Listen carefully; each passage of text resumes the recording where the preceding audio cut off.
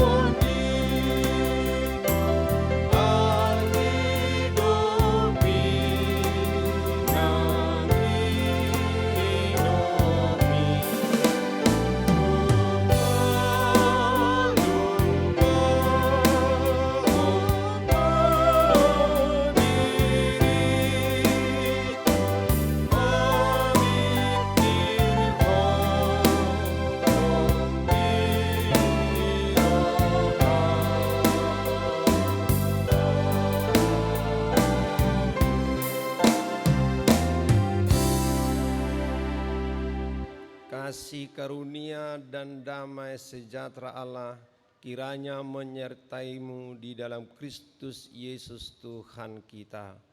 Amin.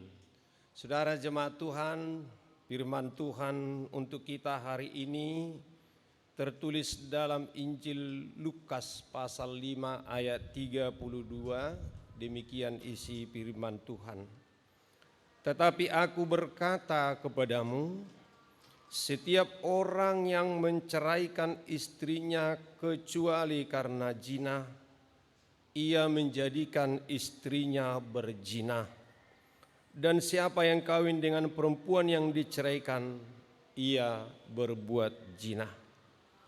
Saudara jemaat Tuhan, pada khotbah minggu 3 minggu yang lalu kami menyampaikan sebuah pendapat yang mengatakan bahwa malaikat ciptaan Tuhan yang mempunyai akal namun tidak memiliki nafsu.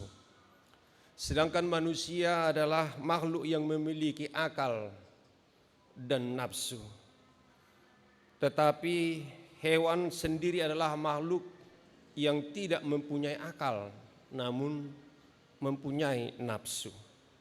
Dan sementara tumbuhan adalah ciptaan yang tidak memiliki akal dan nafsu. Bapak Ibu, coba kita bayangkan seandainya malaikat memiliki nafsu juga. Maka dengan kemampuan yang sangat luar biasa itu, bisa saja malaikat mengambil anak-anak manusia untuk dijadikan menjadi pemuas hawa nafsunya, dan kapan saja dia mau. Untuk itulah kita bersyukur manusia itu mempunyai akal sekalipun dia memiliki nafsu. Kalau tidak, dia bisa saja seperti hewan tadi, dia memiliki nafsu tetapi tidak punya akal, sehingga dia dapat melakukan memuaskan nafsunya kapan saja dan di mana saja. Saudara jemaat Tuhan, akal adalah suatu peralatan rohaniah manusia yang berfungsi untuk membedakan yang salah dan yang benar, serta menganalisis sesuatu yang kemampuannya sangat tergantung luas pengalaman dan tingkat pendidikan formal maupun informal dari manusia pemiliknya. Tuhan memberikan kepada kita akal agar mampu membedakan mana yang salah dan mana yang benar. Kemampuan kita untuk membedakan itu sendiri menunjukkan tingkat kedewasaan kita. Itulah yang diharapkan oleh Rasul Paulus dengan mengatakan dalam 1 Korintus 14 ayat 20. Saudara-saudara, janganlah sama seperti anak-anak dalam pemikiranmu. Jadilah anak-anak dalam kejahatan, tetapi orang dewasa dalam pemikiranmu. Di dalam kedewasaan iman kita mampu membedakan mana yang baik dan yang berkenan di hadapan Allah. Ajaran Tuhan Yesus yang tidak mengizinkan perceraian kecuali karena perzinahan sebagaimana ayat 32 tadi sebenarnya menunjukkan dua hal. Pertama, pernikahan itu kudus, maka tidak boleh sembarang bercerai. Kedua, perzinahan itu dosa, maka cara penyelesaiannya harus radikal. Penyelesaian radikal harus mulai dari hati seseorang. Yesus mengajarkan bahwa pusat kehidupan adalah hatinya. Kalau hatinya kudus, maka tingkah lakunya pun akan kudus. Sebaliknya kalau hati penuh pikiran busuk, busuk pula lah tingkah lakunya. Oleh sebab itu, jauh lebih penting menjaga hati dan pikiran-pikiran buruk daripada hanya mencegah perbuatan-perbuatannya. Maka jagalah hatimu dengan segala kewaspadaan, karena dari sanalah terpancar kehidupan. Yesus menegaskan hal tersebut dengan menyoroti dosa seksual yang seringkali tersembunyi, tetapi menggerogoti moral seseorang. Zina sudah terjadi tak kala seseorang memikirkannya di dalam hati, sebagaimana ayat 28 dalam Alkitab kita ini. Bila hati sudah berpikiran kotor, maka tubuh akan mudah dikendalikan untuk melakukan perbuatan-perbuatan najis. Yesus memaparkan bahwa dosa bersumber dalam pikiran sebelum terungkap dalam tindakan. Bagi Allah, manusia tidak bisa setengah-setengah dalam memenuhi kehendaknya. Bahkan dikatakan, jika ada anggota tubuh yang menyesatkan kita, hendaklah kita memenggalnya. Ini menunjukkan kepada kita bahwa Allah menginginkan seluruh keberadaan kita memenuhi tuntutan Allah, hidup saleh dan kudus. Kesalehan yang Allah inginkan bukan saja yang tampak di luar, tetapi yang bersumber di lubuk hati kita terdalam. Oleh sebab itu, perlu tindakan drastis dan radikal untuk mengatasi dosa perzinahan. Kita harus rela menyingkirkan segala sesuatu yang bisa menjatuhkan kita kepada dosa seksual, seperti bacaan pornografi, situs-situs porno di internet, dan lain sebagainya. Semuanya itu menjadi alat iblis. Sebaliknya, isilah hati dan pikiran kita dengan hal-hal yang menyenangkan Tuhan, yang baik dan yang membangun. Amin.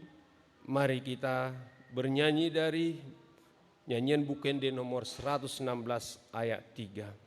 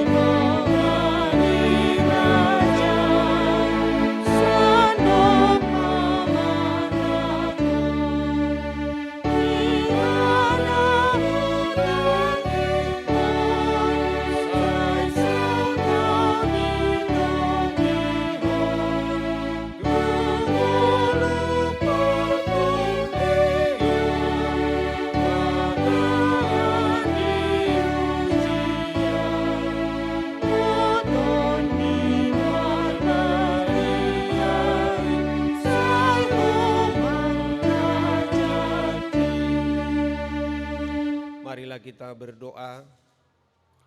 Allah Bapa, di dalam Kristus Yesus Tuhan Juru Selamat kami yang hidup, kami bersyukur Tuhan atas pertolongan serta penyertaan Tuhan di dalam kehidupan kami. Sebelum kami Tuhan mengawali segala pekerjaan dan rencana kami rindu campur tangan Tuhan untuk menyertai perjalanan hidup kami. Terima kasih Allah Bapa di surga atas firman-Mu yang menyapa kami pagi hari ini, agar kami hidup kudus dan membuat keluarga menjadi kudus di hadapan Tuhan. Biarlah kami Tuhan mengisi hati dan pikiran kami dengan hal-hal yang baik dan kudus, menjauhkan hal-hal yang tidak berkenan di hadapan Tuhan. Pernikahan itu adalah kudus karena Tuhanlah yang menetapkan, supaya kami menjauhkan keinginan-keinginan jinah, mengotori tubuh kami dengan hal-hal yang tidak berkenan di hadapan Tuhan. Ya Allah Bapa di surga, biarlah setiap keluarga jemaat-Mu menghormati pernikahan itu, supaya tetap menguduskan ke rumah tangga itu menjadi keluarga kecil, menjadi gereja Tuhan, dan senantiasa menjauhkan hal-hal yang tidak berkenan di hadapan Tuhan. Berkati Tuhan pekerjaan kami, rencana kami. Engkau mendahului kami Tuhan, dan berkatilah segala pekerjaan kami hari ini. Di dalam Yesus Kristus Tuhan Juru Selamat kami yang hidup. Amin. Anugerah Tuhan kita Yesus Kristus, kasih setia Allah Bapa, dan persekutuan Roh Kudus kiranya menyertai kamu sekalian. Amin.